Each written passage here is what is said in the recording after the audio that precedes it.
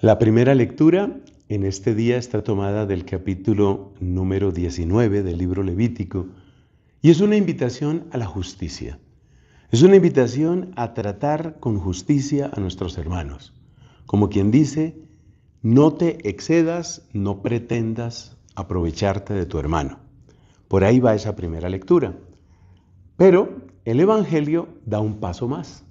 El Evangelio está tomado del capítulo 25 de San Mateo y es aquel texto en el que Cristo nos habla de las obras de misericordia, mencionando por su nombre a las corporales, las obras de misericordia corporales, dar de comer al hambriento, dar de beber al sediento. Eso es lo que nos presenta el Evangelio.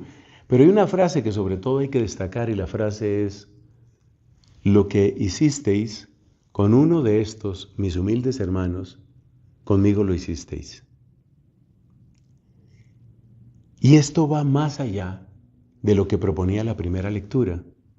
Porque en efecto, así como hay un avance desde el Levítico hasta San Mateo, es decir, del Antiguo Testamento al Nuevo Testamento, así también hay un avance entre la simple justicia y la auténtica caridad. La simple justicia se preocupa únicamente de lo que podríamos llamar una transacción. Es decir, como usted me trate, yo lo trato. Lo que yo le debo a usted, yo se lo pago. Lo que usted me debe a mí, usted me lo paga. Esa es la justicia, por lo menos entendida del modo usual. Por supuesto que esto tiene mucha más profundidad cuando nos acercamos al concepto de justicia en la Biblia. Pero básicamente de lo que trata ese texto de Levítico 19 es eso.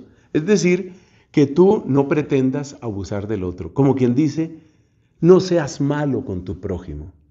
El Evangelio va más allá. No es solamente no seas malo con tu prójimo, es aprende a ser bueno. Y todavía más, aprende a ser bueno con el que más necesita, que es el que menos te puede devolver, que es el que menos te puede pagar. Entonces fíjate que la vida cristiana tiene como dos niveles. El primer nivel es no voy a ser malo. Y el segundo nivel es voy a ser bueno. Voy a buscar la bondad. Voy a buscar ser auténticamente bueno.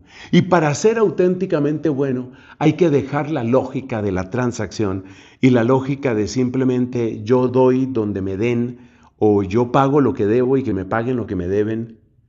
No, hay personas que están en una necesidad terrible y que no te pueden pagar el tiempo que tú les des, no te pueden pagar la atención que tú les entregues, no te pueden pagar eso, no tienen con qué pagarlo.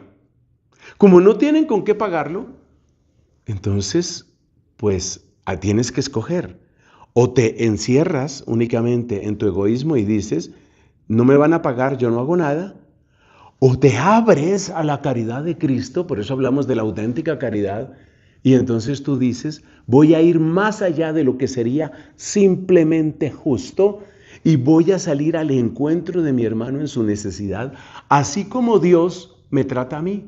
Porque si Dios me tratara en la simple justicia, ¿qué sería de mí? Lo dice el Salmo 130. Si llevas cuentas de los delitos, Señor, ¿quién podrá resistir? Pero de ti procede el perdón y así infundes respeto.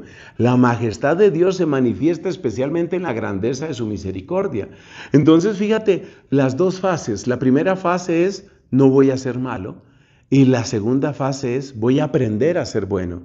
Todavía podríamos pensar en una tercera fase, que es la que quiere Cristo en el Evangelio. Entonces, digámoslas en orden. Primera fase, no voy a ser malo. Segunda fase, voy a aprender a ser bueno. Tercera fase, voy a ser bueno también con aquellos que nunca me podrán pagar. Eso sí es vida cristiana. Eso sí es amor. Esa sí es auténtica caridad. Eso es lo que Cristo quiere de nosotros. Y eso es lo que tenemos que aprender en Cuaresma.